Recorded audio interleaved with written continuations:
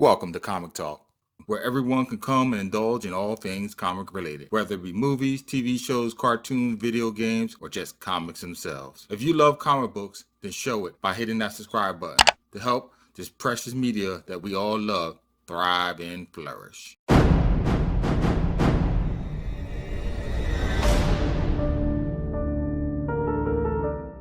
Here is the Silver Surfer.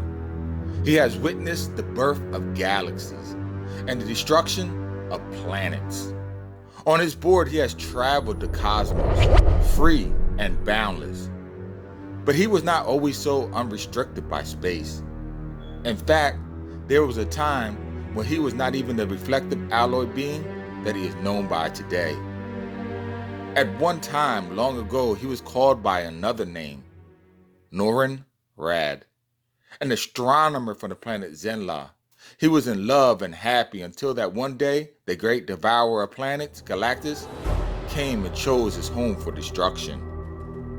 Desperate to save his people and the life of the woman he loved, Norrin offered up himself as sacrifice, to be used by Galactus as a herald, seeking out planets uninhabited by sentient life so that he may sustain himself.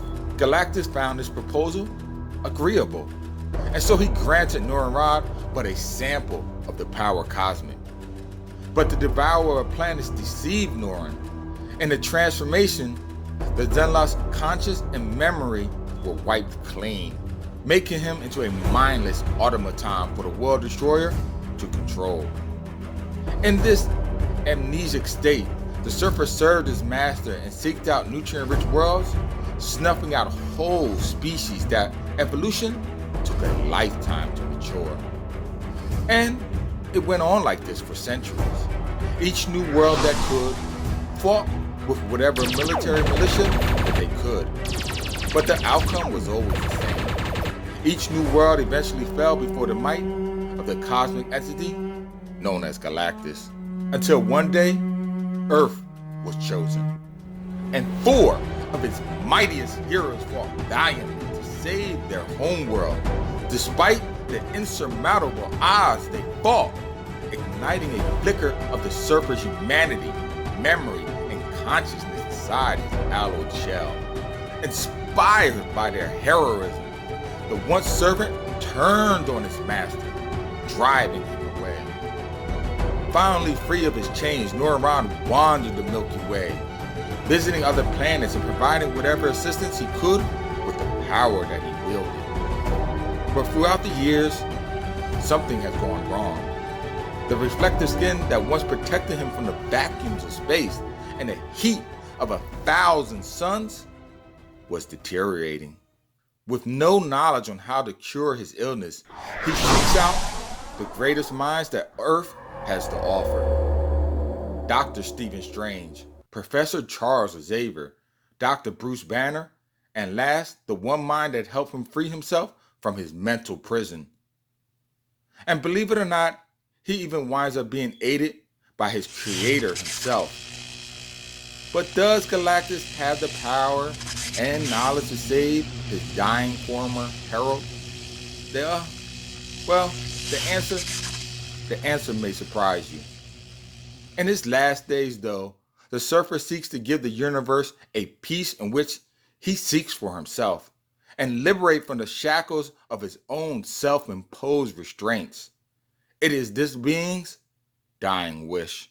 When I started reading this comic, I just wasn't prepared for the heavy philosophical themes that it tackles.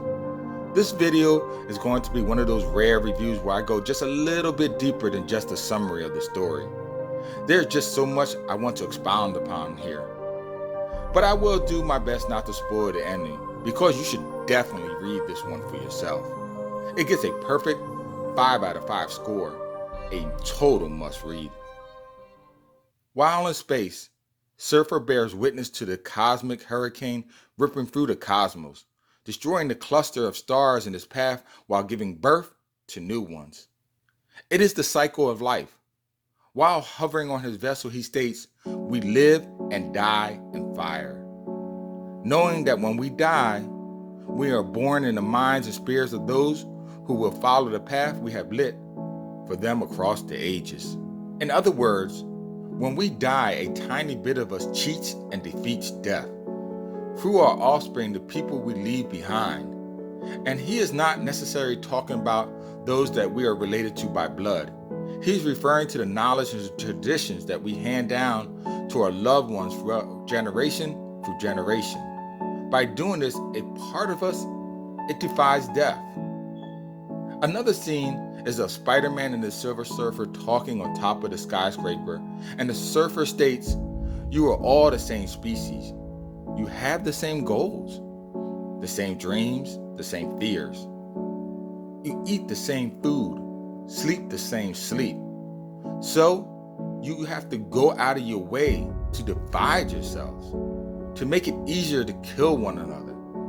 Boundaries, nations, blocks, creeds, names, fashions. You kill one another for a pair of sneakers. Your leaders oppress and exploit you for their own power, and you allow it happily. If in doing, they can kill those you have decided are not like you. You are a race of madmen." Spider-Man, in response, then goes through a list of possible solutions to cure mankind's internal afflictions, all thought-provoking and sincere, but in the end, flawed, and all having the potential to cause more harm than good. After some time though, Spider-Man comes up with an idea. If the surfer would just allow a ephemeral piece of the power cosmic to everyone on Earth, they could for a fleeting moment feel their potential and know just what they could be. He states, "People can't change what they are until and unless they understand what they can be, unless they can know it and feel it in their hearts." Let the power cosmic in prison cells where light could not penetrate, in cities and villages where the gnawing ache of hunger was eternal and tangible, in torture camps and war zones, in the parliament of tyrants, in distant places where hope had become a mockery, and tomorrow was only a promise of the continued pain and suffering, in the thoughts of those who caused violence because they knew no other way, whose own minds were as torn and tortured as those that they harmed. For 5 minutes, they and the whole world knew what it was to be at peace, to be free. This statement, I can only say, is simply beautiful. You would think these two excerpts would be enough beautiful wisdom for any comic book story, but oh no, it is littered throughout with many more sage advice. Too many simply to go over here. This video will just go on and on. But before I close out, there's one other scene that I feel deserves to be gone over, as it is timeless and reflects our society just so well. As the surfer is traveling home, he comes across an intergalactic war. Unexpectedly, he is hailed by each side's leader for an intimate conclave to intervene on one side's behalf. Through their conversation, he learns their war has been going on for generations.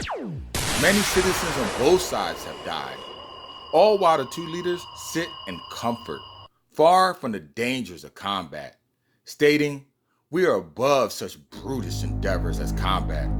Our place is to lead, to inspire. Our people want us to live in such comforts. It is a validation of our sanctity. From here, we can together watch the progress of the war and speak of matters far, far above the understanding of others." These two leaders think that they are better than their peers. They are superior. They don't mind if their people die as long as they get to live in luxury. Sound familiar? The whole war, it seems, started, and this will be of no surprise to you, over religion. Because another race worshiped a different god, they were deemed evil and a heretic. Therefore, they must be destroyed. During the war, it is mentioned that both sides build up their temples and their idols even larger as proof of their God's sanction to their righteousness of their causes. The bigger the edifice, the more that it showed proof of their devotion and their deity's blessings, no matter what the cost. By now, you have an idea of what you'll be getting into if you read this short 4-issue comic story arc. It's thought-provoking and emotional on so many levels. It's like fine art, and so that you can explore it with a friend and talk about the many meanings sprinkled throughout for days. Well, there you go. If you have time, please visit my YouTube channel, Comic Talk, for other videos like this one. Write in the comments below any comic book story arc you feel deserves some limelight. Tap that bell icon before you go. And oh yes, as always, until next time, keep reading, my friends.